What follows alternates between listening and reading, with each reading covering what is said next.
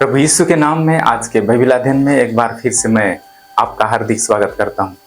मेरे प्रिय मित्र, यदि आप अपने जीवन में सक्सेस होना चाहते हैं, आप अपने भविष्य को उज्जवल बनाना चाहते हैं, तो आपके जीवन में एक बहुत ही महत्वपूर्ण कारक है जो बाइबल हमें सिखाती है, वो है चुनाव। आपके अंदर में जो चुनाव आप करते हैं वही आपका एक दिन भविष्य बन जाएगा। और इसलिए जब भी हमारे जीवन में ऐसे सिचुएशन आते हैं जहाँ दो ऑप्शन होता है या कई ऑप्शन होते हैं, उस बीच में आपके जीवन के लिए ये महत्वपूर्ण है कि आप कौन सा चीज़ को आप चुन रहे हैं। आप अपने जीवन के लिए जो भी आप चुनेंगे आज, वही कल को आपका भविष्य बनेगा। और इसलिए वही व्यक्ति सफलता की ओर आगे बढ़ता है। सफलता कहने का मतलब बाइबल के आधार पर वो व्यक्ति सफल है जो अपने जीवन में सही डिसीजन मेकिंग कर सकता है। जो व्यक्ति सही निर्णय लेने में कामयाब है, वो व्यक्ति अपने जीवन में अच्छी चीज़ों को प्राप्त करता है। इस पृथ्वी पर परमेश्वर के योजनाओं को, परमेश्वर की इच्छा को वो पूरा कर सकता है। जब परमेश्वर मनुष्य को बनाया तो मनुष्य को उसने एक अलग स्वतंत्र इच्छा के साथ में बनाया है। परमेश्वर आपका आदर करता है और यही सबसे बड़ी बात है। जब परमेश्वर ने आदम और हवा को बनाया तो उसको स्वतंत्र इच्छा के साथ बनाया। उसके अंदर में निर्णय लेने का क्षमता उसने डाला है। अपनी ही इच्छा से वो कुछ भी कर सकता है। परमेश्वर चाहता है कि हम उसको ढूंढें। परमेश्वर चाहता है कि हम उसकी इच्छा को पूरा करें, क्योंकि हमारा जो जीवन सफल होगा उसी के इच्छा पर चलने के द्वारा ही हमारा जीवन सफल हो सकता है। हाँ, शारीरिक तौर से हम सफल हो सकते हैं, वो तो एक ही पहलू में होगा। जब भी हम सफलता की बात कहते हैं बाइबल के आधार पर, तो ये पूर्ण सफलता के विषय में हमें बताती है बाइबल। ये कोई एक पहलू में नहीं है, ये पूर्ण सफलता शरीर, प्राण और आत्मा में। जब हम तीनों भाग में सही स्थान पर हम होते हैं तो हम सफल हैं। यदि हम अपने जीवन में शारीरिक तौर से तो ठीक है, हमारे पास धन और दौलत है, हमारे पास अच्छा घर और द्वार है, लेकिन हमारा आत्मा परमेश्वर से जुड़ा हुआ नहीं है, या हम अपने प्राण में शांति में नहीं है, हम अपने प्राण में पवित्रता नहीं है हमारे प्राण में, तो हम सही सफलता में नहीं है। और इसलिए मेरे प्रिय मित्र, जब हम परमेश्वर के वचन को जानते हैं, परमेश्वर के वचन को पढ़ते हैं, सुनते हैं, सीखते हैं, समझते हैं, तो ये हमारे अंदर समझ को उत्पन्न करता है और विभिन्न परिस्थितियों में आपको सही निर्णय लेने के काबिल बनता है। जब शैतान मनुष्य को बहका रहा था अदन की वाटिका में और वो उस फल को खाने के लिए रेडी हो गया, परमेश्वर जानता था, क्योंकि परमेश्वर सर्वज्ञानी परमेश्वर है, वो आकर उसके हाथ को नहीं रोका कि तुम मत खाओ। हमारा परमेश्वर चाहता है कि आप अपनी इच्छा से उसको प्रेम करें, कोई ज़बरदस्ती नहीं। मेरे प्रिय मित्र, आज के इस दिन में मैं आपको वचन के द्वारा उत्साहित करना चाहता हूँ कि यदि आप अपने जीवन में डिसीजन मेकिंग एबिलिटी को विकसित करेंगे, निर्णय लेने की क्षमता को आप अपने जीवन में विकसित करेंगे, आप सही चीज़ों को चुनाव कर पाएंगे। यदि आप अपने जीवन में सही चीज़ों को चुनेंगे, चाहे वो आपके कैरियर से संबंधित हो, चाहे वो आपके पढ़ाई से संबंधित हो, चाहे वो आपके पारिवारिक जीवन से संबंधित हो, हर एक क्षेत्र में हमारे सामने कई सारे ऑप्शन हैं। कई बार हम इमोशन में आकर के या दूसरों के बहकावे में आकर हम गलत चीज़ों को हम चुनते हैं और वही बाद में हमारे जीवन के लिए पछतावा का कारण बनता है। यदि आप सही चीज़ों को चुनते हैं अपने जीवन में, तो आगे चल करके आप कभी पछताएंगे नहीं। आप अपने जीवन में खुशी और आनंद में आप बने रहेंगे। जब मनुष्य पाप या गलत चीज़ को जब उसने चुना, जो परमेश्वर मना किया था, उसी चीज़ को जब उसने चुना, आगे चलकर उसके जीवन में पछतावा आया, अपराध आया, अधर्म आया, पाप आया, परमेश्वर से वो दूर हो गया। आप अपने जीवन में कैसे एक अच्छा डिसीजन मेकर बन सकते हैं, अच्छा निर्णय लेने वाला आप कैसे बन सकते हैं? परमेश्वर के वचन को पढ़ने के द्वारा ही।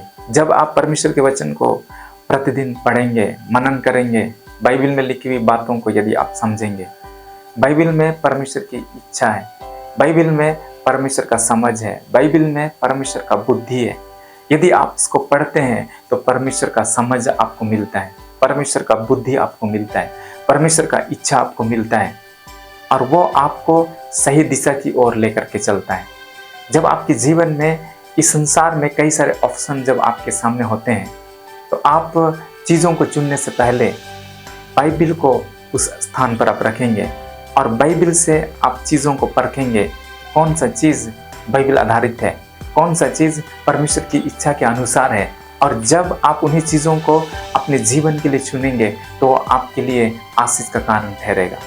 बाइबल बताती है जब परमेश्वर ने अब्राहम को बुलाया, उसने अब्राहम से कहा अपने घर को, अपने जन्म स्थान को, अपने कुटुंबियों को छोड़ दो और मैं जिस देश को तुझे दिखाऊंगा उस ओर निकल पड़ो। और अब्राहम परमेश्वर की आज्ञा को मान करके वो निकल पड़ा। उसका एक भतीजा था जिसका नाम लूत था, वो भी अब्राहम के पीछे पीछे वो चला।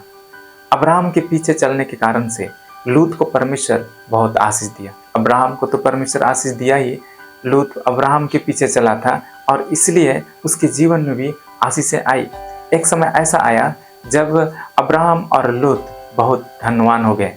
और एक बार क्या हुआ, जब हम उत्पत्ति उसका 13 अध्याय को पढ़ते हैं तो लूत और अब्राहम के चरवाहों के बीच में लड़ाई हुई। तब अब्राहम ने लूत से कहा कि हम तो भाई बंधु हैं, हमारे बीच में लड़ाई नहीं होना चाहिए और इसलिए अब तुम चुन लो कि तुम किस क्षेत्र में जाना चाहोगे। यदि तू दाहिनी ओर जाएगा तो मैं बाईं ओर चला जाऊंगा, यदि तू बाईं ओर जाएगा तो मैं दाहिनी ओर चला जाऊंगा। इस तरह से अब्राहम ने लूत को ऑफर दिया। लूत बहुत आनंदित हुआ, इतना अच्छा ऑफर उसको मिला है और उसने आंखें उठा करके इधर उधर देखा कि कौन सा जगह मेरे लिए बेस्ट होगा। जब हम परमेश्वर के वचन में से देखेंगे, उत्पत्ति उसका 13 अध्याय और उसका 10 पद से आगे ऐसा बाइबल में लिखा है, तब लूत ने आंख उठाकर यरदन नदी के पास वाली सारी तराई को देखा कि वह सब सिंची हुई है। जब तक यहोवा ने सदोम और अमोरा को नष्ट न किया था तब तक सोवर के मर्ग तक वह तराई यहोवा की वाटिका और मिस्र देश के समान उपजाऊ थी। इसलिए लूत अपने लिए यरदन की सारी तराई को चुन के पूर्व की ओर चला और वे एक दूसरे से अलग हो गए। अब्राहम कनान देश में रहा, पर लूत उस तराई के नगरों में रहने लगा और अपना तंबू सदोम के निकट खड़ा किया। सदोम के लोग यहोवा के लेखे में बड़े दुष्ट और पापी थे। जब लूत को ये ऑफर मिला कि वो जिस क्षेत्र को चुनेगा उस क्षेत्र को वो चुन सकता है, अब्राहम लूत के नेगलेक्ट किए गए क्षेत्र में ही वो जाएगा। यदि लूत दाहिने ओर का जगह को चुनेगा तो अब्राहम बाईं ओर का जगह में चला जाएगा। यदि लूत बाईं ओर जाएगा तो अब्राहम दाहिनी ओर जाएगा। और तब उसने यरदन की तराई के क्षेत्र को जब उसने देखा कि वो कितना उपजाऊ जगह है और उसने उसी जगह को चुन लिया। जब वो उस जगह को चुन रहा था तो अपना शारीरिक जीवन को देख करके चुना कि मैं यदि उस क्षेत्र में जाऊंगा तो वो बहुत उपजाऊ जगह है, मैं वहाँ धन और संपत्ति बहुत ज़्यादा इकट्ठा कर लूँगा, मेरा जीवन बहुत ही अच्छा होगा, मेरे पास कई सारी चीज़ें सुख सुविधाएं होंगी। इन सारी चीज़ों को देख करके उसने उस जगह को चुना। लेकिन बाइबल बताती है उत्पत्ति 13 और 13 में सदोम के लोग यहोवा के लेखे में बड़े दुष्ट और पापी थे। जबकि सदोम के लोगों का आत्मिक स्थिति बाइबल बताती है कि वहाँ के लोग दुष्ट और पापी थे और उन्हीं लोगों के बीच में रहने के लिए वो चला गया। उसने कभी भी नहीं सोचा यदि मैं उस जगह पे जाऊंगा तो मेरा आत्मिक स्थिति क्या होगा, मेरा प्रार्थना का जीवन क्या होगा, परमेश्वर के साथ मेरा जो रिश्ता है वो क्या होगा, मेरे परिवार के लोगों का जीवन क्या होगा। इन सारी चीज़ों को उसने कभी भी नहीं देखा। और जिसके कारण से जब हम आगे बाइबल पढ़ते हैं तो एक युद्ध हुआ जिसमें लूत और उसके परिवार को राजा उठा करके ले गए और तब अब्राहम ने ही लूत और उसके परिवार को बचाया था। आगे चल करके सदोम और अमोरा के लोग इतने दुष्ट और पापी थे परमेश्वर की नज़र में उनका पाप इतना बढ़ गया कि बाइबल बताती है सदोम और अमोरा के नगर को परमेश्वर ने आग और गंधक से वो जला डाला। उसी स्थान के विषय में उसने सपना देखा था, उसी स्थान के विषय में उसने अपनी ज़िंदगी के लिए मंजिलों को तय किया था, उसने उसी जगह के लिए अपनी ज़िंदगी में बड़े बड़े स्वप्न को देखा था, सपना को देखा था। ये सब कुछ बर्बाद हो गया। उसकी ज़िंदगी में सिर्फ पछतावा ही पछतावा आया। आज जो आप निर्णय लेंगे वही आपका कल का भविष्य होगा, और इसलिए आप सतर्क रहें कि आप अपने जीवन के लिए क्या चुन रहे हैं, आप अपने परिवार के लिए क्या चुन रहे हैं, आप दोस्तों के विषय में, आप किन दोस्तों के साथ में रहने के विषय में आप चुन रहे हैं, कैरियर के विषय में आप किन कैरियर को आप अपने जीवन में चुन रहे हैं। सारी चीज़ें ऐसा चुनिए कि वो बाइबल बेस हो, बाइबल आधारित हो, यीशु मसीह की इच्छा उसमें पूरी हो, यीशु मसीह की महिमा उसमें हो, और तब आप अपने जीवन में कभी भी नहीं पछताएंगे। इस जीवन में और आने वाले जीवन के विषय में भी आप सोच करके ही निर्णय लेना। परमेश्वर आपको बहुत आशीष देने पाए। आमीन।